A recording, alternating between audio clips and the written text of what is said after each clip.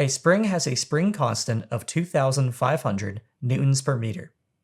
If this constant were expressed in kilonewtons per centimeter, what would its value be? We were given 2,500 newtons per meter, and we want to convert this to kilonewtons per centimeter.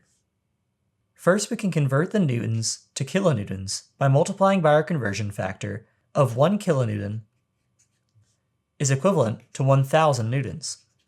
Then we can convert the meters to centimeters by multiplying by our conversion factor of 1 meter is equal to 100 centimeters.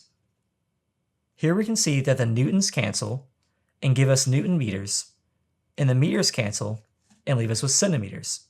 Solving this, we get that 2,500 newtons per meter is equivalent to 0.025 kilonewtons per centimeter.